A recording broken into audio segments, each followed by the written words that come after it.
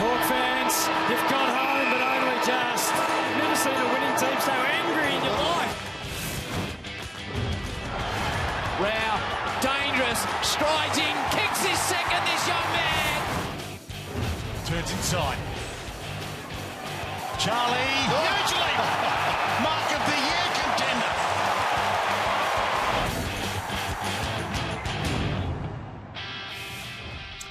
Hello, I'm Damian Barrett and welcome to Access All Areas. 3 weeks into the 2020 season resumption and the ladder is nothing like we'd expected. Gold Coast is near the top, West Coast and Richmond are down the bottom, and as always, Matthew Lloyd is with me. Lloydo, today we'll start with the look of the game. So many matches, and not just matches out of round 4, are being played in rugby union-style rolling malls. Yeah, we'll get to what Alastair Clarkson had to say very shortly, Damon. But my own opinion is, I sat back yesterday looking forward to Geelong and Melbourne and also Hawthorn and North Melbourne. They're both awful games.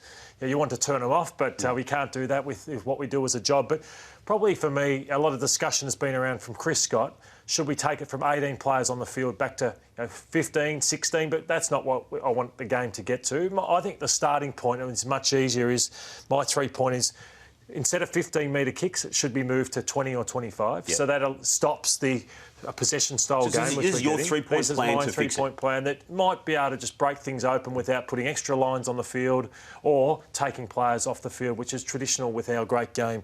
The other aspect is umpires. They've got to ball the ball up quicker. They say, which ruckman? OK, you two ruckman. It's just waiting too long. Just get the ball and throw it up. Obviously, by breaking out the distance with the kicks is another thing. I reckon there's that many backwards kicks in the game, that should be play on. So any time the ball goes backwards, yep, it is play on. So suddenly you're under enormous pressure. Yep. There'll be turnovers, goals, more goals kicked as a result of that, and it'll force players to kick the ball longer and forwards, and we'll see the pie-pack marks, which people are missing from the game. I want to delve into a few of those points. Before we do, let's backtrack. Last night, Alastair Clarkson, Hawthorn Footy Club coach, 4-time premiership coach, won a game of footy against North Melbourne narrowly. He blew up last night. Let's listen. You put a lot of time and effort and endeavour into the game. We had 69 tackles. I don't think we had a free kick from a tackle. 69 tackles, and not one of them can be adjudicated holding the ball. It's just like, what's happened to our game? If that's the spectacle that we're trying to search for in our game's in a dreadful space. What's coaching got to do with it? We teach our players to tackle, and they tackle. And if a player doesn't dispose of the ball correctly, then the rule book says blow the whistle and pay a free kick to the opposition. I thought it was a terrible spectacle, and I'm sorry for shit-canning our own brand and our own club and our own team in this space, but I was so disappointed with the way we played, and I was so disappointed with the way that the game is being played right at the present time. It's frustrating, and it must be frustrating our fans. As always with Alastair Clarkson, Lordo, some of what he says there is valid, but I'm not buying a lot of that. He and his coaching cohort have contributed more than any other group to where this game has now got from a spectacle point of view. And the risk-averse nature that even he, a 4-time premiership coach, takes into matches is suffocating the way they're being played. Yeah, that's right, David. I think that he would have thought he's nearly home in that game, but because he's only kicked 8 goals, North, in the space of 20 minutes, nearly got back into that game. So he was frustrated at the start, saying, we tackled and we didn't get the holding the balls, which then spilt into him obviously venting on the game. So as you said, there's merit to what he's saying, but he's also part of the problem. And to your 3-point plan, I agree with aspects of it for what it's worth, Lotto, and I think the AFL needs to stop being as consultative as it has been with coaches. Remove them from whatever discussions they have about where they want the game and how they want the game to look. Is that a fair starting point now? They've been too embracing of these views. Yeah, I think so. And even Chris Scott said, don't listen to us. Yeah. Because we're the last people you should be listening to with the state of the game. Yep. Now, you mentioned North Melbourne nearly stole the game. They kicked 4 goals in 3.5 quarters, Lotto, and then slammed on 4 in quick succession to nearly steal it. And this is a problem with the game again, Damo, because they're in trouble. They know they're about to lose, so they suddenly start taking some risks, kick the ball long. You see a lot of these aspects. They're aggressive. They're taking the game on, whereas they're doing that because they had to. They had to. They had to. Yeah. It's desperation makes you do that. We're seeing it a lot, teams coming back. We saw Geelong last weekend, couldn't score. What was Curtis Taylor doing taking that ball off Ben Brown? At least he didn't get the goal in the end. That summed up Ben Brown's day, Damo. He didn't have a great one. But, I just think that they fought back hard. Yeah, it was good. Well done by North Melbourne, but for 3 quarters, there wasn't much to like. It was just a rugby scrum. You can see all the numbers around the footy, which was hard to watch for most of it. So they're 3-1, the Hawks, and North are 2-2, and we probably don't know much about either team right now, do we? No, there's not a lot of consistency going on, but Hawthorn, Clarko finds ways to keep his teams in games, and they'll be thereabouts. One of the teams that is very good to watch is Gold Coast. They've burst out of the COVID-19 shutdown in a magnificent way. Got the job done again on the weekend against Fremantle, and they're doing it, Lordo, in a way that wants people to watch the game. Yeah, they have a full forward that they know straightens them up. They have a tough midfield. You see, obviously, Matty Rowell and Swallow and Witts, extremely tough. Witts doing a great job. And then it's the dynamic play. So that's why they are great to watch. And Ben King says, I'm loving being full forward for this team because they can do it on the inside, but then they've got this beautiful spread on the outside where they're so dynamic. And that man there. He's been brilliant. And Matty Rowell. As I said, seen a lot of him as a junior. I didn't think he was a 2-goal-a-game player. So he's added already a dynamic to his game where a lot of the superstars of our game don't kick many goals in a season. He's kicking 2 a week, which is sensational. For a team at 0-4, there's some bright spots for the Dockers, but they had a setback on the weekend when Nat Fyfe went down with a hamstring, Lordo, and I know people say 21 days is the average, but when you've got an elite player like that, I'd be giving him another week on top of that. And he did a hamstring last year too, so I just wonder if that's the same hamstring. There wasn't a lot in it, but they've just got to try and win a game now. They go up against the Adelaide Crows this week, so both teams are 0-4, desperate for a win. This is a win they'd both be looking to pencil in, and they haven't got their captain, so it makes it more of an even game. You're a keen student of each year's draft. You were talking up Hayden Young last year. He went to the Dockers at pick 7, and he showed something on the weekend in his third game. He was the best kick in the draft, so we'll see this. What a clean pickup, and you see that this kick here is not many players at AFL level can do that. Just lay the ball up, not a bullet kick. Walters would have loved that, but it's this aspect of his game which a lot didn't see coming. The courage to go back with the flight of the ball and take intercept marks. In his third game, he's made a real statement. Let's go back to some ugly footy on the back of watching Hayden Young there. The Geelong and Demons game yesterday, which Chris Scott, as you said, referred to earlier, and it got close, like the Hawthorn-North game. Let's just have a look at the time here. You can see the 10-point deficit here. Brayshaw picks that up and kicks that goal nicely under that pressure. It gives them 2 minutes, Lordo, to steal a game of footy. They had their chance. Salem has given a 50-metre penalty on the back of this mark. Take us through what did happen and then what should have happened from here. This is how these players are coached within an inch of their life. He's got a 50. Look, he turns to his bench and says, how long we got? So they say a minute to go. So he probably thinks to himself, I'm going to take some extra time. And he's just missed Jake Melsham, 45 metres out from goal, who he could have kicked it to. So minute to go, put it to the top of the goal square, to the danger spot now. But watch where he kicks it to. With a minute to go, he's pretty much saying, if you don't mark it, we'll lock it in the pocket there so we can get another ball up. He kicked them 4-on-2. They get fortunate. Even Adam Tomlinson here, he wasn't really confident. We've moved that forward. He misses, and Geelong hold on. Part of me wanted Geelong to lose that in a sense because they were so safe themselves with trying to hold on to a lead that it nearly cost them the game. The ordinary play from Melbourne, it just gave them effectively no chance, despite them having the last minute gasp go for it, Lord. They were pretty ordinary until that point, weren't they, prior to that last chance? And a lot of people ask the question, here's Melbourne, on the line, you would have thought this one would be touched, but a lot of the question marks are on Melbourne. Like, they finished top 4 2 years ago, and then they finish obviously second last year. So you're highlighting here, just that they're not on here. You just find here that you lose by a kick. Luke Dalhouse, all the players should know. Paddy Dangerfield is on the 50. Are they switched on enough to say, I'm going to stop this? Look at them. Like Guthrie's telling him to handball to Paddy. And Dangerfield just goes bang and kicks a goal. Just shows that Melbourne aren't where they need to be. They're in a bit of a hole, to be honest. They beat Carlton by a kick, and it wasn't a convincing win by a point. It wasn't a convincing win. But do you cut them some slack for missing last week with the Essendon game being shut down? Oh, not really. No, not really. I just think that they are. I wondered where they're at. So they were top 4, then they were bottom 2, and now they're pretty much, I reckon, about a 10th ranked side. They're no better than that, I don't think. Cats have lost Tom Stewart, broken collarbone effectively, or popped collarbone or shoulder on the back of Tom McDonald off the ball, doing that to him. Lotto, in the way the match review office looks at situations, that situation there is a player has been forced to not just finish that game, but now miss multiple weeks on an incident that is off the ball. To me, the way it's been policed, Tom McDonald has to get a week, maybe multiple, for what happened in that incident. I could not disagree more with you, Damon. The players block and check each other, and that is just a pure accident. So you're comfortable with an off-the-ball incident costing a player not just one game, but multiple? Yes. Accidents happen in this game, and that was a pure accident. What about the view of the match review office that it actually does pay attention and gives weight to the injury sustained in an incident? If we give McDonald a week for that, there should be probably 100 suspensions across every round, Damo. He cannot possibly go for that. If he goes for that, I'll never be more angry with a suspension, Damon. Really? I'd be. But you're comfortable with an off-the-ball incident that costing Geelong a premiership chance potentially? That is a pure. I could show you another 100 of them. A player should go if he goes for that. Yeah. Yeah. How do they cover the loss of him? What's that?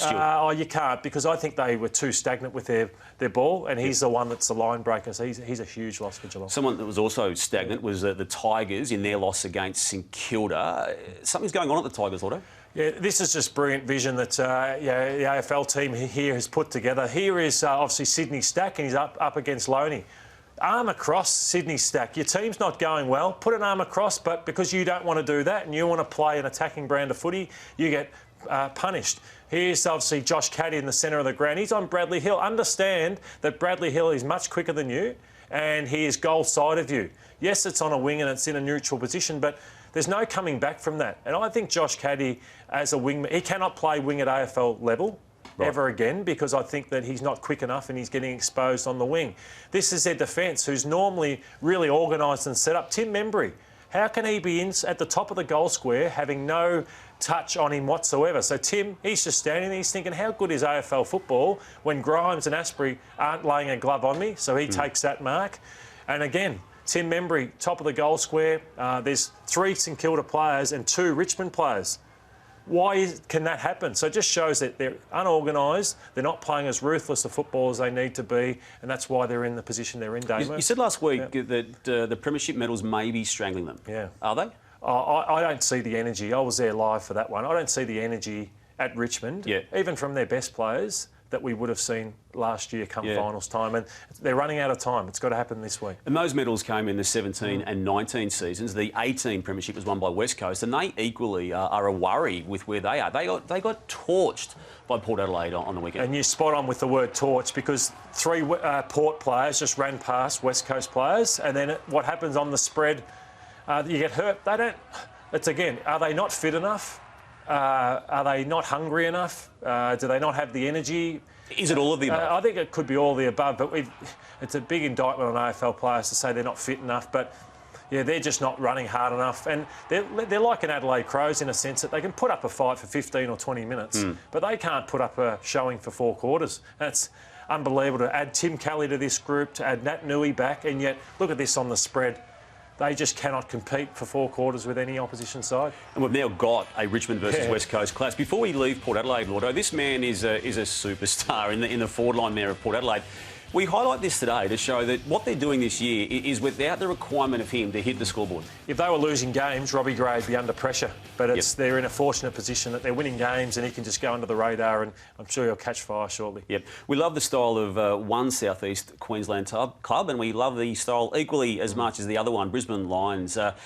They're going nearly as well as Port Adelaide, Lordo. Again, you can look at the opposition they had yesterday, but the marks with which they are prepared to go for and take is setting them apart. Yeah, the scoreboard flattered Adelaide yesterday. They missed so many opportunities, kicked 23 points or something like that. So Harris Andrews, the courage of Leicester, and Harris Andrews in the air again. I just think that they're sort of adding another string to their bow. They're not winning. 21 contested marks in the game. Yeah, Charlie Cameron, absolute superstar of the game. So they've got weapons all over the field, and hopefully they can go on from that experience they had in the finals last year to go one better this year. As we saw Fife go down as captain of the Dockers, there's an issue here with Dane Zorko and the Lions, Lotto.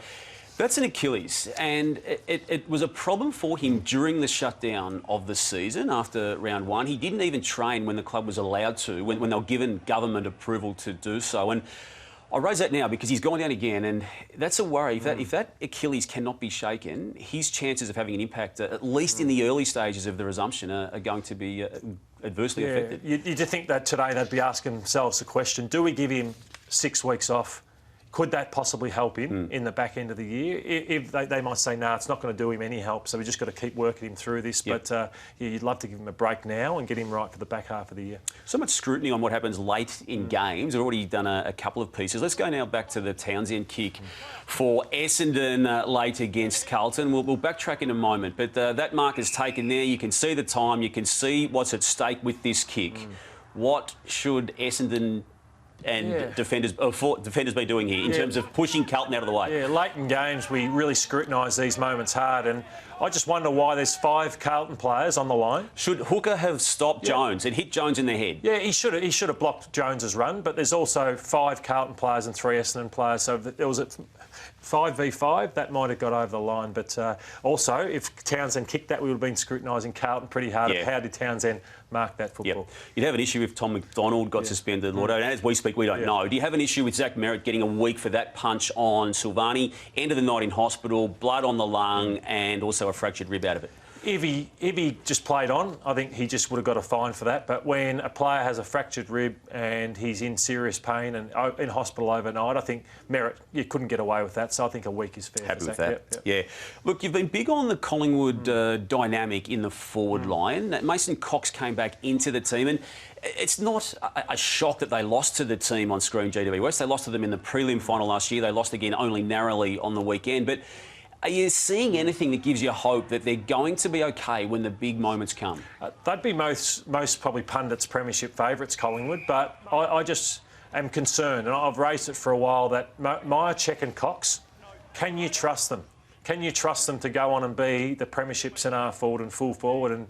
And De Goey's not doing enough either, Damo. Right. So unless De Goey can catch fire, and Jamie Elliott's not doing enough either, that they Stevenson back for 2 weeks. Yeah, he's going okay, and Hoskin Elliott's not doing enough. So even Cox, the second effort there, he can't apply pressure in the forward line. So I would obviously Cox and Myercheck, they have to persevere with them because they've got nothing better than them.